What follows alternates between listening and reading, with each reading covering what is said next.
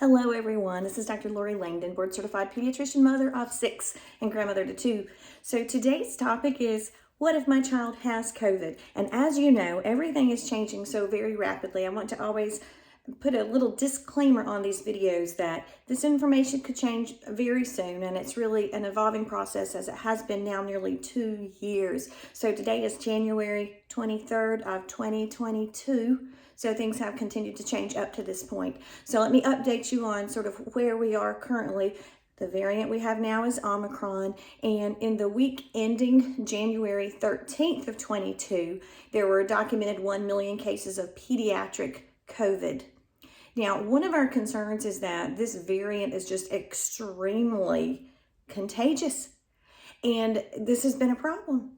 And the other concern is that, at least for studies coming out of South Africa right now, it looks like the rates of hospitalization with Omicron are increased for pediatrics. So they found with Omicron, there was a 49% increase in hospitalizations for children under the age of 4. And then for the ages of 4 to 18, there was a 25% increase in hospitalizations. So this is a little bit concerning. So you need to know that, yes, the Omicron variant is milder, but that doesn't mean that it's always mild. So it's still a concern. It's still a reason to practice all of these mitigating strategies or things that you can do to help decrease your chances of catching it and your children's chances of catching it.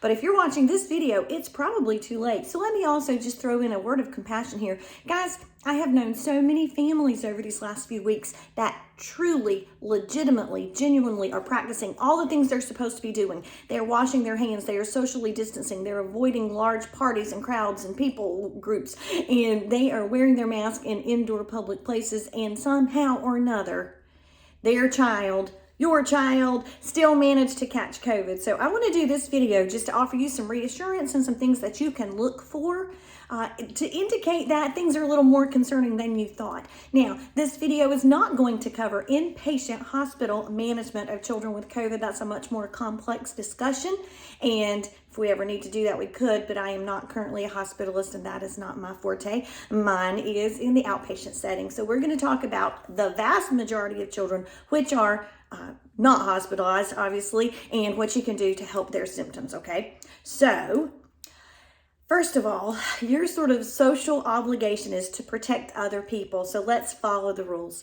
If you know your child has been exposed, so they're possibly going to come down with symptoms soon, they could be contagious for 1 to 2 days before becoming symptomatic. So if you have a known exposure, please stay at home and quarantine. Once your child has tested positive, they are obviously a source of contagion to other people.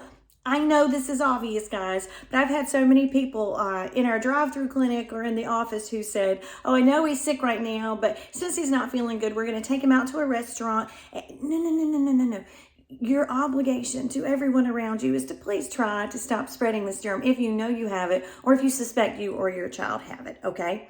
So there's no shame that you caught it, but there is a little shame to be had if you are continuing to spread it to other people without regard to their health and safety, okay? So let's follow the rules. Let's not spread any more germs. Now, let's talk about the actual symptoms. So the actual symptoms in children are cold symptoms, fever, cough, achiness, can be very flu-like, and often GI symptoms, nausea, stomach ache, vomiting, diarrhea. So the supportive care measures are really the same as they are for those symptoms caused by other germs. So let's say your child has a lot of the tummy issues. Then you really just need to focus on keeping them hydrated. If they have just thrown up, don't offer them immediate fluids. Their stomach's still churning. Give them about 15 to 30 minutes and then offer them sips of clear fluids like water, ice chips, popsicles, Jell-O, Gatorade. This isn't a time to challenge them with greasy food or heavy food. In fact, I try to avoid solids for at least 12 hours after the last episode of vomiting.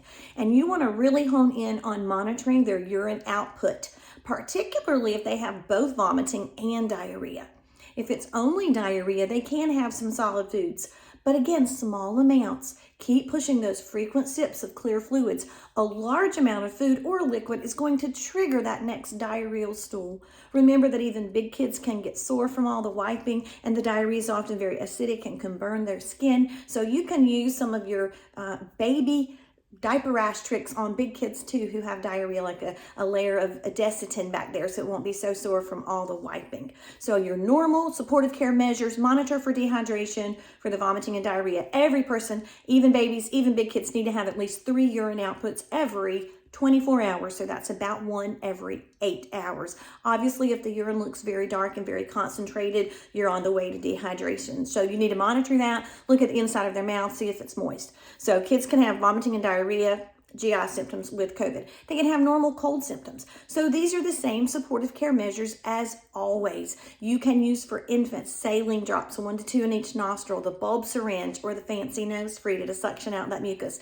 You can keep their heads elevated even while they're sleeping, but you never put a pillow in an infant's crib, obviously. You can run the cool mist humidifier. You again need to offer frequent fluids, because when they're so clogged, they may not be able to take a full bottle or have a full nursing session. So you might have to just nurse more often, offer the bottle more frequently, but smaller amounts each time, and continue to monitor their urine output.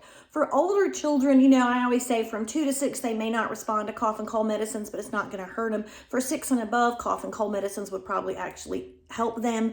For older kids, certainly after a year, you can use honey to help with the cough. 2 and above, you can use Vicks Vapor Rub, offer them warm tea with honey stirred in. For a really sore throat, kids with COVID often have a sore throat. You can gargle warm salt water if they're old enough to do that, and will actually cooperate with the recommendation. You can use lollipops. You don't want to use cough drops in younger kids as they're a choking hazard. So all your normal supportive care measures for the cold symptoms: warm fluids, honey, Vicks, Elevate, humidify, tender loving care, all of that normal.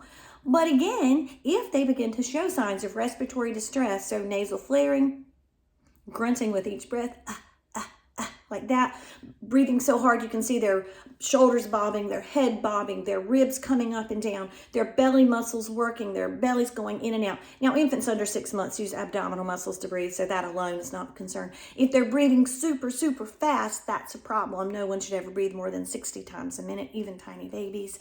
So any signs of respiratory distress mean that you need to see a healthcare provider, either again, if you saw them with the original diagnosis, or call up to let them evaluate your baby. Now, here's a big issue right now. This is just an aside editorial comment. All the pediatricians I know were drowning in doing the COVID testing itself, and there's a nationwide shortage of the tests themselves. And it's a real problem, because if my schedule is completely clogged with test only, I don't have the staffing support. I don't have enough nurses to do all the testing and help me actually see sick patients. So a lot of pediatricians are having to make some difficult calls right now, just in the heat of this current battle. And for example, may need to start triaging people to a testing site if they only need the test for return to school, or if they only need the test because they had an exposure and they're asymptomatic, so that we can save the appointment slots with the pediatrician for the kids who might be dehydrated, who might need breathing treatments, who might be in distress, who might have an ear infection, who might also have flu and need treatment with Tamiflu, because you can have flu and COVID at the same time, who might also have strep and need some oral antibiotics. So you see, it's kind of a tricky situation right now. Fever control measures are going to be the same as for any other time you have a fever. You can use ibuprofen or Tylenol, so don't worry about that. I'm hoping I'm reviewing everything for you, just so you can have a little bit of reassurance when your child has tested positive. Now, if you have a child who's positive and another child who's not, should it even matter? Now, it is extremely contagious. It is very possible that despite everything you tried, the other child could catch it. So I've had some parents just to say, who cares? Just let everybody catch it. We'll be done with this. Well, except that's not really a great solution, because we know that you can have had COVID in one variant and still catch it with another variant. We know that kids who catch it could have, rarely, but it's possible, this whole multi-system inflammatory syndrome of children. They could have long-haul COVID. They could have an increased risk of developing type 1 diabetes later, just like they can with multiple other viruses. So should we just go ahead and get it over with and let all the kids catch it? No, our recommendation would be absolutely not. So this was a lot of information. I hope it was helpful. If you guys liked it, if it was useful, please give it a like, a comment, or especially if you're not already a subscriber, I would appreciate it so much if you would subscribe. Thanks.